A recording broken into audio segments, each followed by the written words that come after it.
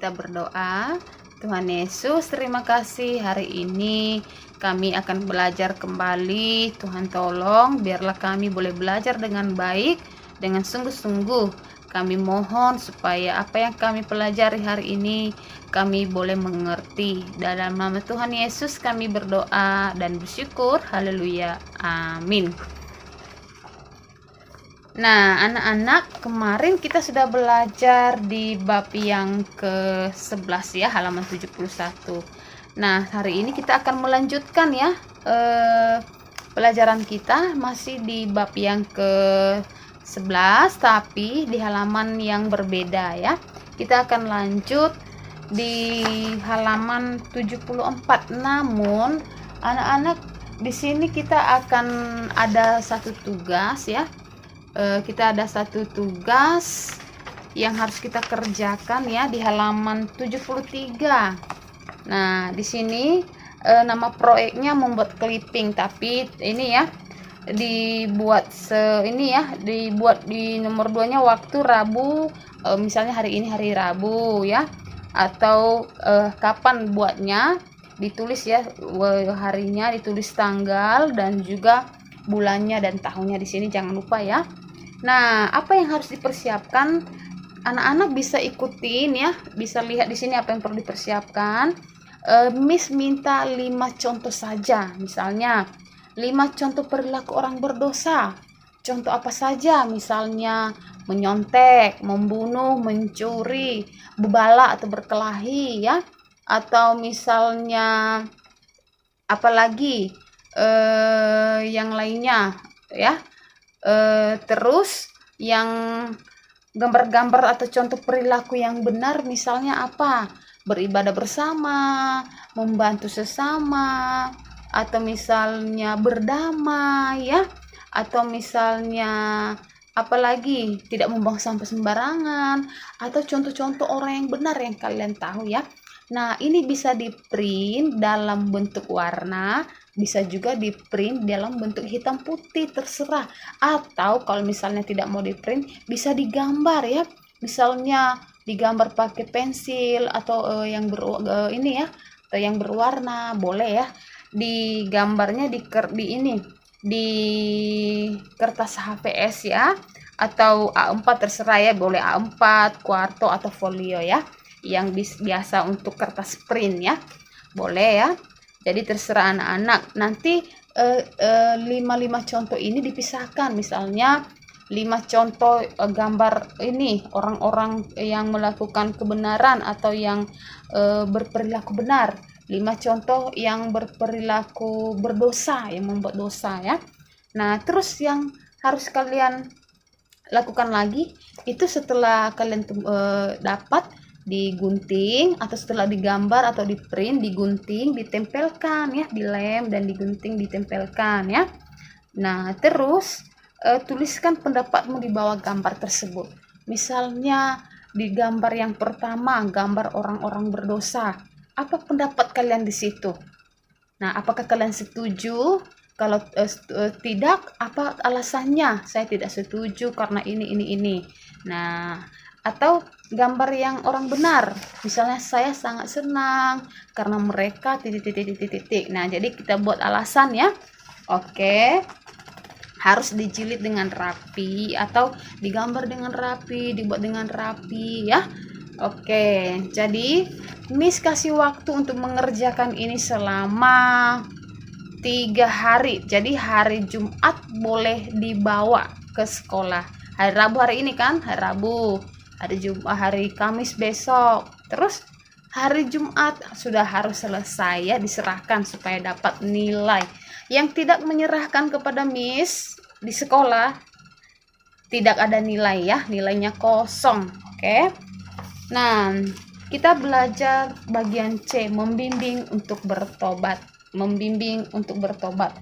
Di sini ada salah satu tokoh Alkitab ya, yang membimbing orang atau membimbing salah satu kawannya supaya bisa bertobat. Bertobat itu berbalik dari kejahatan kepada kebaikan ya. Tidak misalnya yang tadinya jahat menjadi baik ya, bertobat dari hidup yang lama ya. Nah, anak-anak, ada seorang budak yang bernama Onesimus. Budak ini orang yang bekerja, misalnya kalau sekarang pembantu ya, yang bekerja di rumah majikan yang bernama Filemon ya. Suatu hari Onesimus ini melarikan diri karena dia melakukan kesalahan. Wah, dia melakukan pelanggaran, dan kalau dulu orang yang melakukan pelanggaran sampai sekarang pun pasti akan dihukum ya. Orang yang melakukan pelanggaran, orang yang melakukan kesalahan pasti akan dihukum ya.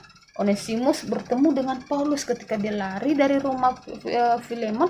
Dia bertemu dengan Paulus. Paulus ini seorang pengabar Injil yang mengasihi Tuhan, yang ini ya, yang mengabarkan kabar baik kepada orang-orang ya. Nah, dia bertemu dengan Paulus dan dia melayani Onesimus ini dengan baik. Dia menjadikan Onesimus ini sebagai saudaranya. Dia bimbing, dia arahkan, dia ajarkan Alkitab. Dia buat Onesimus bertobat sehingga Onesimus jadi anak yang baik. Dia boleh bertobat, dia boleh berubah ya. Nah, ia menjadi percaya kepada Tuhan ya, dikatakan ya.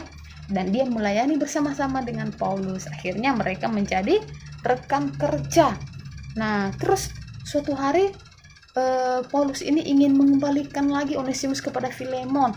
Dia menulis surat supaya Filemon ini bisa menerima Onesimus dengan baik, menjadi saudaranya, atau menjadi ini ya, dikatakan aku Paulus yang sudah menjadi tua, lagi pula sekarang dipenjarakan karena Kristus.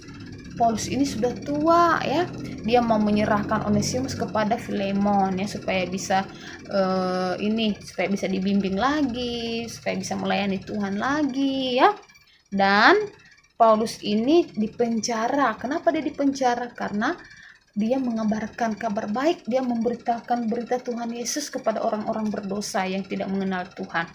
Dia dipenjara dan karena dia memberitakan Kristus. Nah, bukan karena dia berdosa ya, bukan karena dia mencuri, tapi karena dia memberitakan kebenaran.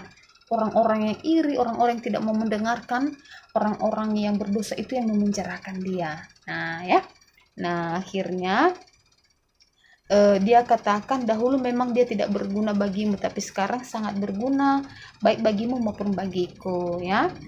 Kusuruh dia kembali kepadamu, dia yaitu buah hatiku. Artinya Paulus di sini berharap supaya Onesimus bisa diterima oleh Filemon dengan baik. Nah, Paulus juga meminta Filemon untuk belajar mengampuni ya, belajar mengampuni dan menerima lagi Onesimus. Artinya apa? Paulus di sini dipakai oleh Tuhan ya, dan untuk menyadarkan Filemon, dan Filemon akhirnya nanti boleh menerima Onesimus ini dengan baik ya. Nah, dikatakan lagi bukan hanya sebagai budak, tetapi juga sebagai saudara. Wah, Paulus berharap supaya apa? Supaya Onesimus ini bisa dijadikan sebagai saudara di dalam Tuhan, bukan hanya sebagai budak. Artinya apa? Orang-orang yang ada di rumah kita, yang membantu di rumah, itu kita anggap sebagai saudara, sebagai keluarga ya. Tidak boleh kita anggap sebagai orang yang rendah. Tidak boleh ya. Kita harus menerima semua orang. Kita harus belajar menganggap semua orang itu berharga di mata Tuhan. Anak Tuhan tidak boleh membedakan orang lain. Anak Tuhan tidak boleh apa?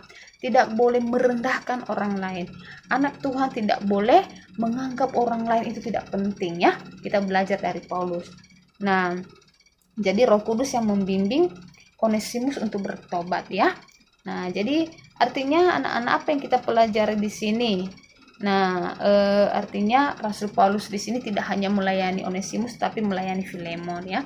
Kita terus belajar memberikan yang terbaik untuk Tuhan ya. Kalau mau jadi anak Tuhan yang baik, yang benar, harus ditunjukkan melalui sikapnya, ditunjukkan melalui perbuatannya ya.